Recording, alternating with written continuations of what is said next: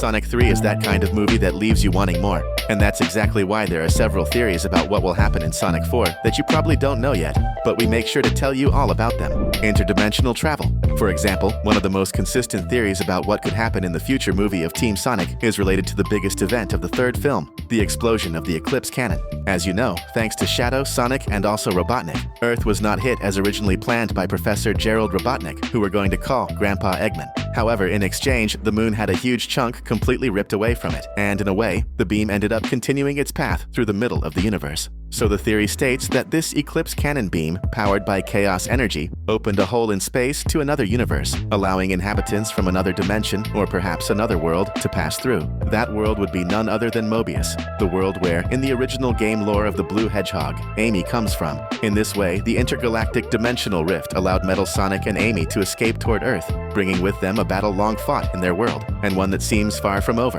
We'll explain this better in one of the next theories we're going to talk about here, so get ready, because we're about to blow your mind. Time travel. The theory of the interdimensional space rift makes a lot of sense. However, there's another theory that also explains the origin of Metal Sonic, and it fits perfectly as well. What if, in reality, both Metal Sonic and Amy Rose didn't come from another planet or dimension, but from another point in history, like the future? This makes total sense, and we can prove it. For example, if you stop to think about it, you'll realize that Metal Sonic's appearance is basically identical to that of the Terminator, who is a robot, just like the Metal Hedgehog, who came to exterminate the hero of the movie, exactly as Metal Sonic tried to do at the end of Sonic 3. On top of that, it seems that Amy Rose knew very well who Sonic was when she saved him, indicating that she already had information about him, which would be much easier if the Blue Hedgehog were someone very famous in the future.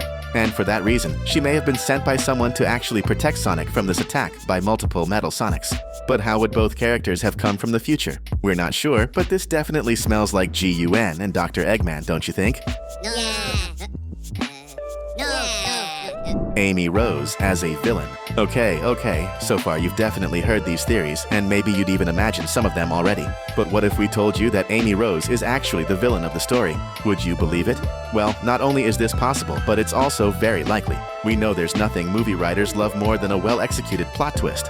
And this would be exactly the case with Amy Rose, and we'll explain why. We know that Metal Sonic came from the future with the intention of eliminating Sonic, and that Amy likely came from the future as well to protect our beloved Blue Hedgehog. But have you ever thought, what if Sonic was actually responsible for the end of the world in one of the timelines, and the person who sent Metal Sonic wanted everything to return to normal by doing that? Unlike the Metal Hedgehog, Amy Rose intends to keep the world chaotic. For some reason we still don't know. Maybe she feeds on exactly that, chaos energy. In that case, she and Metal Sonic would have their roles reversed. The theory goes even further. It says that this evil version of Amy Rose wouldn't be optional, but that the pink hedgehog would actually be possessed by agents of chaos and wouldn't control her own actions, even though she's a good person. All of this makes sense, so if this is true, Sonic 4 has one of the biggest plot twists in animated movie history waiting for us. GUN created Metal Sonic, going back to another new character already confirmed in Sonic 4, Metal Sonic. Many people are theorizing about his origin and who created him. That's because we know the movies don't follow the exact same lore as the games and comics. That's where a very strong possibility comes in. The Metal Hedgehog may not have been created by Dr. Robotnik, as is common in other Sonic media, but by a much more powerful and far-reaching organization, GUN. At first, we know GUN appears as the organization responsible for funding Robotnik in his hunt for Sonic in Green Hills. In the second movie, they themselves come into conflict with Eggman and try to arrest him. But if you watched Sonic 3, you know that GUN became much more of an enemy to Team Sonic than an ally, especially after the murder of Commander Walters, carried out by Shadow while being manipulated by Professor Gerald Robotnik.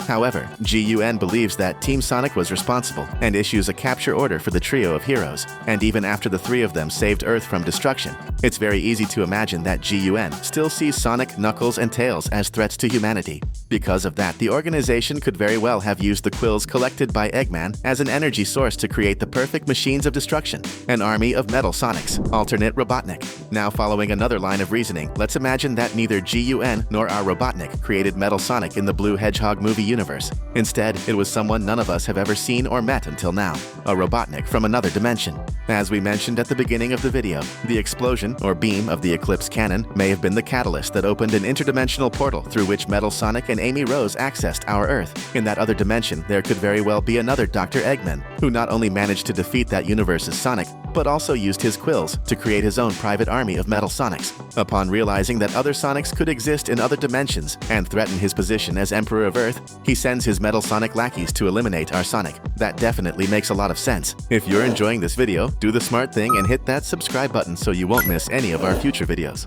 Alternate Robotnik too. But there's also another possibility. There really is another Robotnik in another dimension, but he wouldn't be the villain or the creator of Metal Sonic. Instead, he would be a good guy and a friend of Sonic, who ended up being taken down by the Metal Sonics created by the Blue Hedgehog robots made by GUN in that dimension. That would make him Amy Rose's friend and protector, sending her after discovering GUN's plans to eliminate all Sonics from all dimensions. In this way, he would be the opposite of the mad scientist we know here in our world, who, despite saving Earth, did so because he wanted to rule it. Return of Robotnik. Still talking about Robotnik. Like any animated movie franchise, nothing beats a third plot twist, right? What if, shortly before the explosion of the Eclipse cannon, our good old Eggman managed to escape? That way, we would see him again in Sonic 4.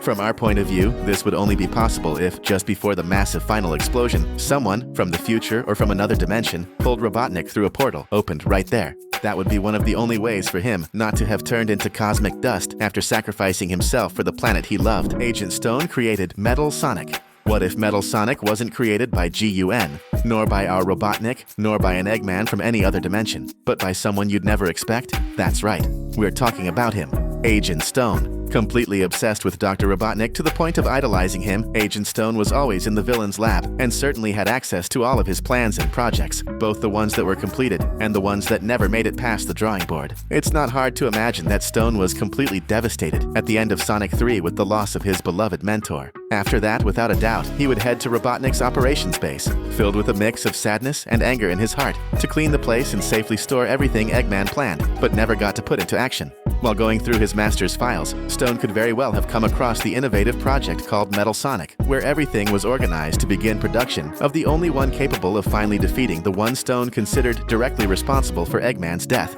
Sonic. Thus, he would begin mass-producing prototypes, but in order to reach a level capable of beating Sonic, several Metal Sonics ended up being destroyed by the Blue Hedgehog, and the next ones had their flaws corrected. So years passed until Stone finally managed to create the Metal Hedgehog, capable of putting an end to Sonic and his friends. However, upon realizing that decades had gone by, Stone then creates the bold plan to use the Time Machine, another Robotnik project, and send his perfect Metal Sonic to the past, thus changing his future and making sure Sonic was neutralized long before. Wow, I don't know about you, but to me, this logic is simply perfect, and I would absolutely love to see this happen in Sonic 4. What about you? The emergence of Silver. Another thing many Sonic fans are certain will happen in Sonic 4 is the appearance of another important game character, the Hedgehog Silver. If you don't know, Silver is a hedgehog from the future who first appears in the game Sonic the Hedgehog 2006, characterized by his psychic powers such as telekinesis. Silver comes from a timeline where the world is in ruins and cities are destroyed. On top of that, humanity lives under constant threat, since this apocalyptic future was caused by a major catastrophe generated by an entity called Iblis. At some point in that terrifying future, Silver is convinced by a being, who we'll talk about in a moment, that the real cause of all this suffering was a hedgehog who lived in the past called, you guessed it, Sonic. Because of that, Silver travels back in time with a single purpose: